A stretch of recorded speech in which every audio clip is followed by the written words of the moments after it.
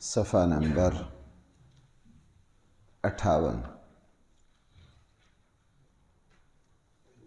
آیت نمبر ہے 24، آیت نمبر ہے 24۔ بسم اللہ الرحمن الرحیم۔ الحمد للہ رب العالمین والصلاة والسلام علی سید الانبیاء والمرسلین وعلی آلہ واصحابہ اجمعین۔ اما بعد فاعوذ باللہ من الشیطان الرجیم، بسم اللہ الرحمن الرحیم۔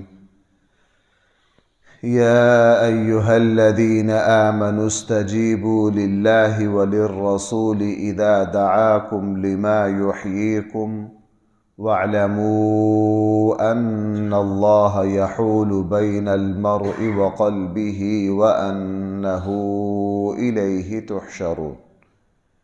واتقوا فتنة لا تصيبن الذين ظلموا منكم خاصة واعلموا ان اللہ شدید العقاب۔ صدق اللہ مولانا العظیم۔ یا ایہا الذین آمنوا، اے وہ لوگو جو ایمان لائے ہو، استجیبوا، خوشی سے قبول کر لو، للہ اللہ اور اس کے رسول کی پکار کو، آواز کو، بلانے کو، اذا دعاکم، جب وہ تمہیں بلائیں، لما یحییکم، اس چیز کی طرف جس میں تمہاری زندگی ہے۔ اے ایمان والو، جب بھی تمہیں اللہ اور اس کے رسول کسی بات کی دعوت دیں، اس کو فی الفور قبول کر لو۔ کیوں قبول کر لو؟ وجہ یہ ہے کہ تمہاری زندگی میں اللہ اور اس کے رسول سے بڑھ کر کوئی تمہارا خیر خواہ نہیں ہو سکتا۔ جس طرح دنیا میں ماں باپ اولاد کو جب بھی کسی بات کی تلقین کریں گے، مشورہ دیں گے، اس میں بھلائی ہوگی۔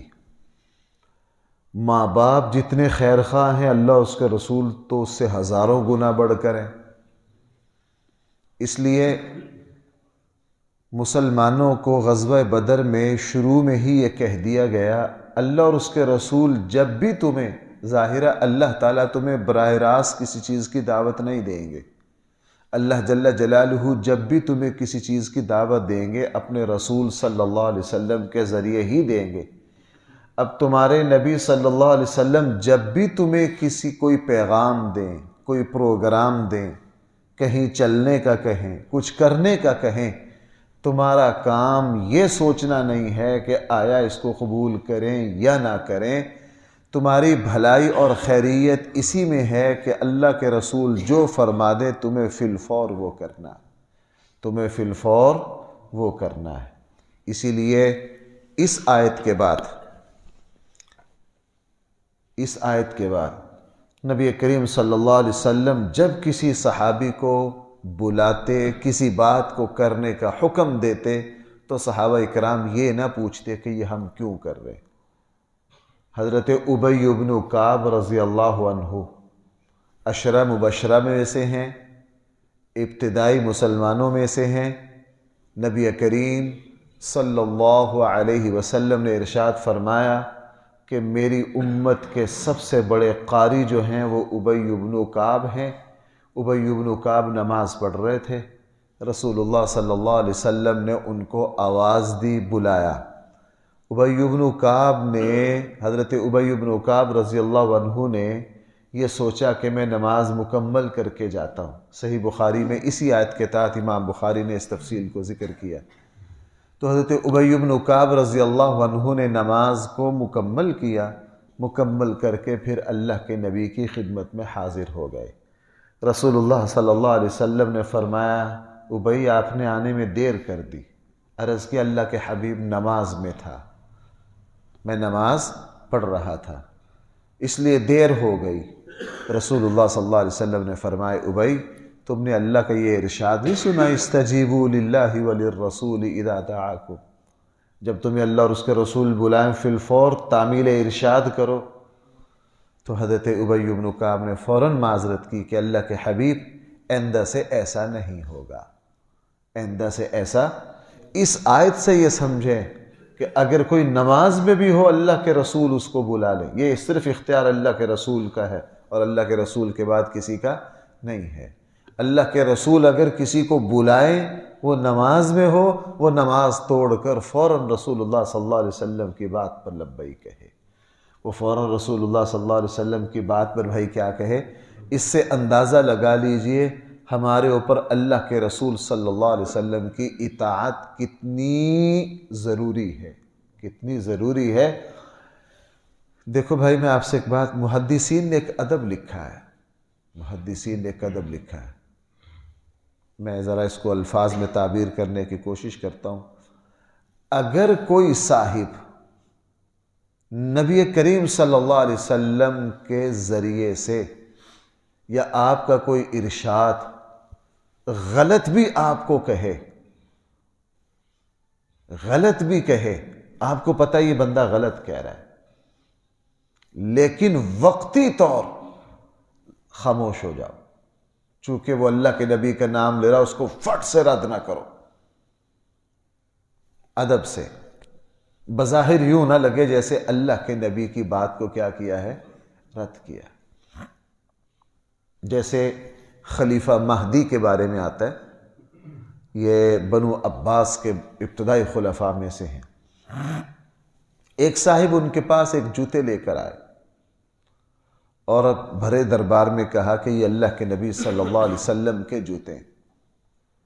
مہدی بڑے احترام سے پیش آئے اور ان کو قیمتی انعام دیا اور وہ چلے گئے۔ جب وہ چلے گئے تو ایک بہت بڑے عالم وہاں بیٹھے ہوئے تھے، انہوں نے کہا خلیفہ جی یہ آپ نے کیا کی، یہ اللہ کے نبی کے جوتے کہاں سے آئے؟ آپ نے انعام بھی دے دیا ہے، سارا کچھ کر دیا، یہ تو حضور کے جوتے نہیں ہیں۔ تو خلیفہ مہدی نے کہا مجھے بھی پتہ یہ اللہ کے نبی کے جوتے نہیں ہیں، یہ جھوٹ بول کے گیا ہے۔ بعد والوں پر واضح کر دیا کہ یہ جھوٹ بول کے گیا ہے، یہ جوتے اللہ کے نبی کے نہیں ہیں، لیکن اس نے براہ راست جب اللہ کے نبی کی طرف نسبت کی تو میں نے ادباً فوراً اس کو رد کرنا مناسب نہیں سمجھا۔ تو بھائی دوسرا اس آیت کا رخ یہ بنا کہ مجھے اور آپ کو جب بھی ہم کوئی کام کریں، گویا کہ اللہ کے نبی پکار کر مجھے اور آپ کو یہ کہہ رہے ہیں کہ اس کام کو میرے طریقے کے مطابق کرو، اس کام کو کیسے کرو، میرے طریقے کے مطابق کرو۔ اللہ کے نبی کے منشا سے ہٹا دینا، کل ہی ہمارے دوست مجھ سے مسئلہ پوچھ رہے تھے اور وہ خود بھی ماشاءاللہ صحیح بات کہہ رہے تھے کہ جی یہ عقیقہ ہے۔ اب وہ مسئلہ پوچھ رہے تھے جی میرے ایک عزیز کا عقیقہ ہے، میرا دل نہیں مان رہا جانے کے لیے چونکہ یہ شریعت کے مزاج کے خلاف لگ رہا ہے۔ میں نے کہا جی آپ بالکل صحیح کہہ رہے ہیں۔ اب عقیقہ کو ایک جشن بنا رہے ہیں، عقیقہ ہے شادی ہال بک ہے، بھئی شادی ہال سستا بک ہو جاتا ہے، سارے فیملی کو، رشتہ داروں کو شادی کی طرح وہاں دعوت دی جائے گی، سارے پورے اہتمام کے ساتھ بن ٹھن کرائیں گے، سارے تحفے تحائف لائیں گے، وہاں کھانا ہوگا۔ یہ اچھی خاصی مصیبت ہوگی کہ نہیں؟ کیا یہ عقیقہ رہا؟ نبی کریم صلی اللہ علیہ وسلم نے عقیقہ تو صرف اللہ کے شکر کے لیے کہ اللہ نے اولاد جیسی نعمت دی ہے، اولاد جیسی، بیٹی پر ایک بیٹا پر دو، فرق اس لیے رکھا کہ انسان کو بیٹے کی طرف سے مالی فائدے زیادہ پہنچتے ہیں، کہا دو جان کر دو تو اچھا ہے، ایک سے بھی کام چل جائے گا۔ عقیقہ تو شکر تھا، لیکن ہم نے اس میں اضافہ اتنا کر لیا کہ اب لگ یہ رہا ہے کہ یہ عقیقہ بھی عام لوگوں کے لیے ایک مصیبت بن جائے گی، عقیقہ بھی عام لوگوں کے لیے۔ دیکھو بھائی میری بات سنو، جو نبی ہم پر اتنا مہربان ہو کہ یہ فرما گئے ہوں کہ میرا جی چاہتا ہے کہ وضو کے فرائض میں مسواک کے فریضے کا اضافہ کر دوں۔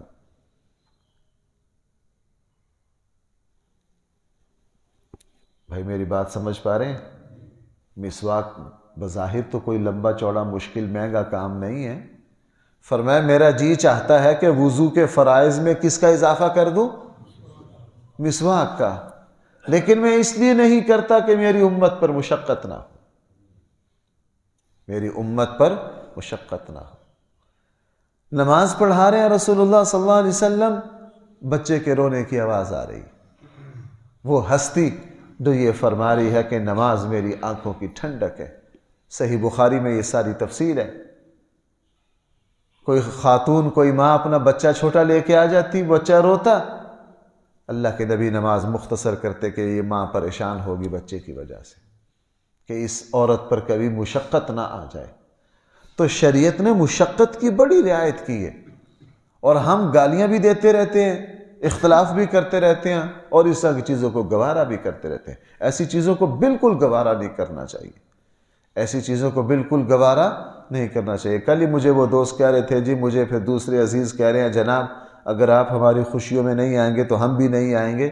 میں نے ان سے عرض کیا، آپ ان سے یہ کہو کہ جس طرح تم عقیقہ کر رہے ہو، اگر میں بھی اپنے بچے کا اسی طرح کروں تو آپ بالکل نہ آنا، آپ بھی بالکل نہ آنا۔ اس لیے قرآن نے کیا فرمایا، یا ایھا الذین آمنوا، اے ایمان والو، استجیبوا للہ وللرسول، فوراً اس دعوت کو قبول کر لو جو اللہ اور اس کے رسول دیں، اس پکار کو، اس آواز پر فوراً لبیک کہو، اذا دعاکم، جب وہ تمہیں بلائیں، لما یحییکم، بطور خاص وہ بات جو تمہیں زندگی بخشنے والی، جو تمہیں کیا بخشنے والی ہے۔ اس سے لما یحییکم سے اسلام بھی مراد ہو سکتا ہے، قرآن بھی مراد ہو سکتا ہے، اس سے جہاد بھی مراد ہو سکتا ہے۔ بطور خاص اللہ اور اللہ کے رسول جب تمہیں اس بات کی دعوت دیں جس کے ساتھ تمہاری زندگی وابستہ ہے۔ اسلام نہ ہو بھائی، اسلام نہ ہو تو یہ کوئی زندگی کہلانے کے حق نہیں رکھتی ہے۔ بندہ اللہ سے، اپنے پالنے والے، پیدا کرنے والے سے دور ہو جائے تو یہ بدترین حیوان ہے، ایک خواہشات کی مشین ہے۔ نہیں ہے جو حضرات کہیں یورپ یا ایسے ملکوں میں جاتے ہیں جو کفرستان ہے، وہاں جا کے دیکھ لیجئے کہ لوگوں کی زندگیوں کا مقصد کیا ہے۔ حقیقت یہ ہے کہ اگر انسان کی زندگی سے دین نکل جائے، یہ اللہ کو نہ پہچانے، جناب یہ صرف ایک حیوان ہے جس کا کام اپنی خواہشات کی تکمیل، نئے سے نئے کپڑے پہننا، نئی سے نئی گاڑی خریدنا، حیوانیت والی زندگی۔ اس لیے قرآن نے ایک جگہ فرما بھی دیا کہ تمہاری اصل زندگی جو ہے وہ دین ہے۔ تمہاری اصل زندگی کیا ہے؟ دین ہے۔ آگے فرمایا وَاعْلَمُوا، تم اچھی طرح جان لو، ان اللہ یحول بین المرء وقلبہ، اللہ تعالی حائل ہو جاتے ہیں، اللہ تعالی رکاوٹ ڈال دیتے ہیں، بین المرء وقلبہ، بندہ اور اس کے دل کے درمیان۔ حدیث مبارکہ میں ہے، نبی کریم صلی اللہ علیہ وسلم نے ارشاد فرمایا کہ انسان کا جو دل ہے یہ اللہ کی 2 انگلیوں کے درمیان ہے۔ حقیقی انگلیاں مراد نہیں، یعنی انسان کا جو دل ہے یہ اللہ کے دائرہ اختیار میں ہے۔ اللہ تعالیٰ کسی وقت بھی، اسی لیے رسول اللہ صلی اللہ علیہ وسلم نے دعا مانگی، یا مقلب القلوب، اے دلوں کو پلٹنے والی ذات، ثبت قلبی علی دینک، میرے دل کو اپنے دین پر کیا کر دے؟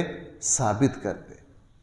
چونکہ اگر تم اللہ اور اللہ کے رسول کی بات کو نہیں مانو گے اور اللہ کی طرف سے دل کے پلٹنے کا فیصلہ ہو گیا تو جناب اتنی دور جا گرو گے کہ واپس پلٹنا بھی چاہو تو پلٹ نہیں سکو گے۔ بھائی زندگی میں کیا ہوتا ہے، دل نے بعض جگہ ایسا فیصلہ کروایا، ساری زندگی اس کو بھگت رہے، ساری زندگی اس کو کیا کر رہے ہیں۔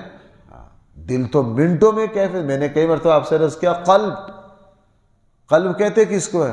جو ہر لمحہ تبدیل ہو، دل تو ابھی کچھ اور ابھی کچھ اور ابھی کچھ.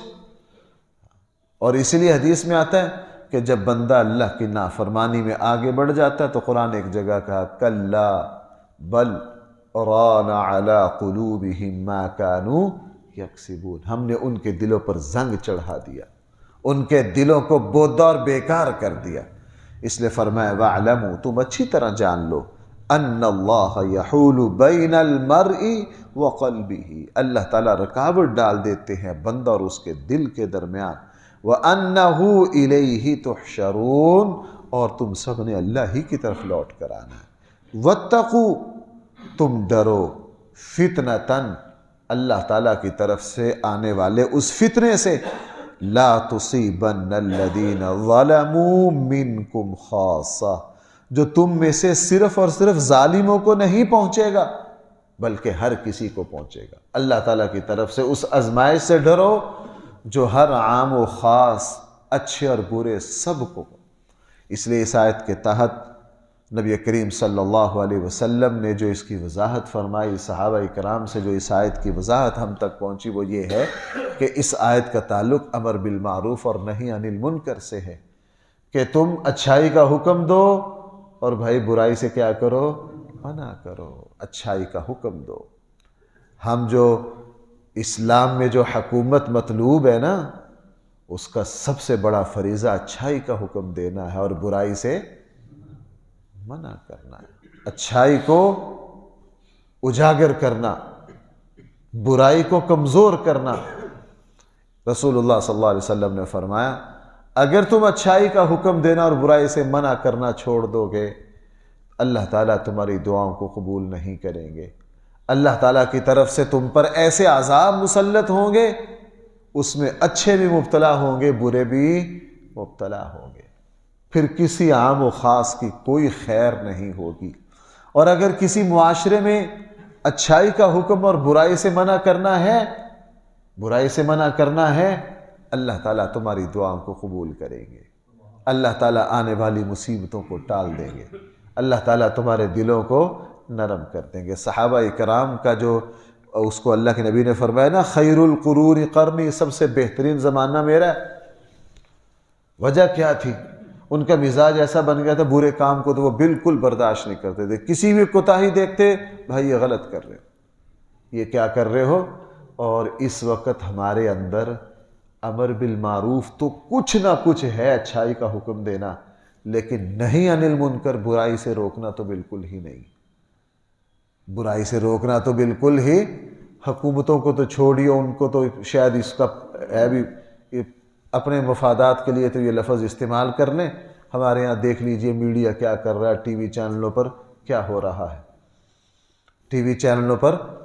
رہا ہے. اس لیے فرمایا واتقوا، تم ڈرو، فتنةً، اس عذاب سے، لا تصیبن الذین ظلموا منکم خاصہ، جو ہرگز نہیں پہنچے گا صرف ان لوگوں کو جو تم میں سے ظلم کر رہے، بلکہ ہر کسی کو پہنچے گا. وَاعْلَمُوا، تم اچھی طرح جان لو، ان اللہ شدید العقاب، اللہ کی پکڑ بہت سخت ہے، اللہ کی پکڑ بہت سخت ہے. آگے پھر اب قرآن کریم غزوہ بدر کی طرف آیا. چونکہ غزوہ بدر صحابہ اکرام پر ایک اللہ تعالیٰ کا بہت بڑا فضل اور انعام تھا. مکہ چھوڑ کر آئے تھے، مدینہ نیا وطن تھا، آتے ہی جنگ کا سے واسطہ پڑ گیا، اور میدان بدر میں گئے بھی 313، تیاری کے ساتھ بھی نہیں گئے، اور آگے سے دشمن پوری تیاری کے ساتھ آیا. اللہ جل جلالہ نے جب اپنی مدد دکھائی تو اللہ تعالیٰ نے کفر کو توڑ کر رکھ دیا. اللہ تعالیٰ پھر اس نعمت کا، دیکھو بھائی میں یہاں آپ سے ایک بات عرض کروں، اللہ تعالیٰ اپنے انعامات کو جتلاتے ہیں، یہ صرف اللہ کی شان ہے. بندہ کسی پر کوئی مہربانی کر کے اس کو جتلا نہیں سکتا، یہ صرف اللہ کا حق ہے. یہ صرف بھائی کس کا حق ہے؟ اللہ کا حق ہے. اللہ ان نعمتوں کا ذکر اس لیے کرتے تاکہ میرے بندے مجھے نعمتوں کے ذریعے یاد کریں، شکر کے ذریعے یاد کریں. اس لیے صحابہ اکرام سے فرمایا وَاذْكُرُوا، تم یاد کرو، اِذْ أَنْتُمْ قَلِيلٌ، جب تم تھوڑے سے تھے. بھائی جب تم کیا تھے؟ تھوڑے سے تھے. نمبر 2، مستضعفون فی الارض، اور زمین میں تم انتہائی کمزور بھی تھے، تھوڑے بھی تھے اور کمزور بھی تھے۔ نمبر 3، تخافون، تم ڈر رہے تھے، ان یتخطفکم الناس، کہ کبھی لوگ تمہیں اچک نہ لیں، تمہیں کھا نہ جائیں، تمہیں ہڑپ نہ کر جائیں۔ تم تھے بھی تھوڑے سے اور تھے بھی کمزور، اور چاروں طرف سے تمہیں خطرات نے گھیر رکھا تھا، لیکن فآواکم، اللہ نے تمہیں ٹھکانہ دیا۔ بھائی کس نے ٹھکانہ دیا؟ اللہ نے ٹھکانہ دیا۔ وَأَيَّدَكُمْ بِنَصْرِهِ، اور تمہاری مدد کی اللہ تعالیٰ نے تمہیں قوت دی اپنی مدد کے ذریعے۔ وَرَزَقَكُم مِّنَ الطَّيِّبَاتِ، اور تمہیں اللہ نے پاکیزہ رزق دیا۔ یہ اس آیت کی روح ہے۔ کیوں؟ لعلکم، تاکہ تم اللہ کا کیا کرو؟ شکر کرو۔ دیکھو بھائی، تعلق تو اس آیت کا غزوہ بدر سے ہے، لیکن یہ کیفیت کسی نہ کسی درجے میں ہم میں سے ہر کسی پر آئی ہے۔ آپ سب ذرا غور کیجئے، میں بھی غور کرتا ہوں۔ زندگی میں ایسے مراحل آئے، ہم مالی اعتبار سے کمزور ہو گئے، ہر اعتبار سے حالات میں جکڑے گئے، پریشانیاں آئیں۔ اس آیت میں جو کچھ بیان کیا ہے انفرادی طور پر ہم سب کو اس کیفیت سے گزرنا پڑتا ہے۔ جب پاکستان بنا 47 میں، تو پہلے 2-4 سال پاکستان کی حالت یہی تھی، انفرادی طور پر بھی، قومی طور پر، ہر کسی کو ہم میں سے زندگی میں ایسے اس مرحلے سے گزرنا پڑا ہے کہ ایک مرتبہ تو یوں اندھیرا چھایا آنکھوں کے سامنے، یوں لگا کہ بس اب گئے، لیکن اللہ جل جلالہ نے سنبھالا۔ اللہ نے ہمارے عزت اور نام کو باقی رکھا، ہمارے وجود کو باقی رکھا۔ وہ جو زندگی کے بند دروازے تھے وہ کھولے، اور ہمیں ان بند دروازے کھلنے سے فوراً اندازہ ہو گیا کہ آگے شاندار زندگی ہمارا استقبال کر رہی ہے، اور صحابہ کرام پر بھی یہ آیا۔ مدینہ جانے، دیکھو میں آپ سے ایک بات عرض کروں، مدینہ جانے کے بعد رسول اللہ صلی اللہ علیہ وسلم نے صحابہ کرام کو حکم دیا تھا کہ رات کو اپنا جنگی اسلحہ ساتھ باندھ کر سویا کریں۔ تو صحابہ کرام یوں ہی سوتے تلوار ساتھ باندھ کے، چونکہ وہ لائٹ کا زمانہ نہیں تھا۔ اب ظاہر ہے جسم کے ساتھ تلوار باندھ رکھی ہے تو کیا نیند آنی، اور رات کو خوف رہتا، پہرے لگانے پڑتے مدینہ میں، فلاں طرف سے نہ حملہ ہو جائے، فلاں طرف سے نہ ہو جائے۔ ایک دن تو حضرت عبد الرحمن بن عوف نے اللہ کے نبی کو حسرت سے کہا، اللہ کے حبیب، ہم پر کبھی ایسا وقت بھی آئے گا کہ ہم رات کو اطمینان سے سو سکیں گے؟ صحابہ کرام کو مدینہ جا کے 2-3 سال تو اطمینان کی نیند نصیب نہیں ہوئی۔ بھائی یہ کہنا آسان ہے، ہمیں 2 راتیں سونا نہ ملے تو پتہ چل جائے۔ ہر وقت خوف، فلاں طرف سے حملے کی افواہ ہے، فلاں قبیلے کی طرف سے حملے کی افواہ ہے۔ ہر وقت حضور کے گھر پر پہرا، مدینہ کے دائیں بائیں پہرا، ہر وقت خوف کہ اب کوئی جنگ مسلط ہوئی، آج کسی سے لڑنا پڑ جائے گا، آج فلاں طرف سے حملہ ہو جائے گا۔ تو حسرت سے یوں بھی کہا، اللہ کے حبیب کبھی ایسا وقت بھی آئے گا کہ ہم سکھ کی نیند سوئیں گے، چین کی نیند سوئیں گے؟ رسول اللہ صلی اللہ علیہ وسلم نے فرمایا، ایسا زمانہ آ رہا ہے، صرف تم بھی نہیں، فلاں جگہ سے لوگ سفر کر کے آئیں گے، ان کو اللہ کے علاوہ کوئی ڈر نہیں ہوگا۔ اس لیے قرآن نے اپنی اس نعمت کا ذکر کیا، وَاذْكُرُوا، تم اس اللہ کی نعمت کو یاد کرو، اِذْ أَنْتُمْ قَلِيلٌ، جب تم تھوڑے سے تھے، مٹھی بھر تھے، مستضعفون، اور کمزور بھی تھے اللہ کی زمین پر، تخافون، ڈرتے بھی تھے، ان یتخطفکم الناس، کہ لوگ تمہیں کبھی اچک نہ لیں، فآواکم، اللہ نے پھر تمہیں ٹھکانہ دیا، وأیدکم بنصرہ، تمہیں قوت دی اپنی مدد کے ذریعے، ورزقکم من الطیبات، پھر پاکیزہ رزق کے تم پر دروازے کھول دیے، لعلکم تشکرون، تاکہ تم کیا کرو؟ اللہ کا شکر۔ تو بھائی میں اور آپ بھی اپنی زندگی پر غور کریں، اپنی زندگی پر غور کریں۔ آپ میں سے اکثر ماں باپ کے گھر سے الگ ہوئے، بالکل خالی تھے، کرائے کے مکان میں گئے. شروع میں جب اپنے گھر کا آغاز کیا کچھ بھی نہیں تھا، اللہ نے آہستہ آہستہ ملازمت کی کوئی راہ بنا دی، پھر ایسا ایسا اپنا مکان بنا لیا. کیوں بھائی، ایسی کیفیتیں ہیں یا نہیں؟ ہم میں سے پتہ نہیں کتنے ہیں جو دوسروں کے یہاں ملازم رہے ہیں. شروع میں دوسروں کے یہاں کیا کرتے رہے ہیں؟ ملازمتیں کرتے رہے. اللہ جل جلالہ نے پھر آہستہ آہستہ اپنا کاروبار دے دیا. ہر کسی پر یہ کیفیت آئی ہے.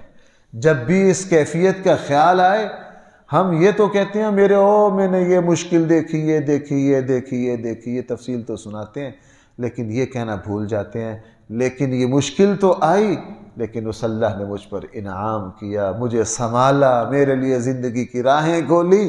ہم شکر کرنا بھول جاتے ہیں، ان حالات کو بیان کرتے ہیں لیکن اللہ تعالیٰ کا شکر ادا نہیں کرتے. اس لیے فرمایا لعلکم تشکرون. یہ ساری باتیں ہم تمہیں اس لیے یاد دلوا رہے ہیں تاکہ تم اللہ کا شکر ادا کرو. اللہ تعالیٰ ہم سب کو صحیح فہم عطا فرمائے. الحمدللہ رب العالمین والصلاة والسلام علی سید الانبیاء والمرسلین.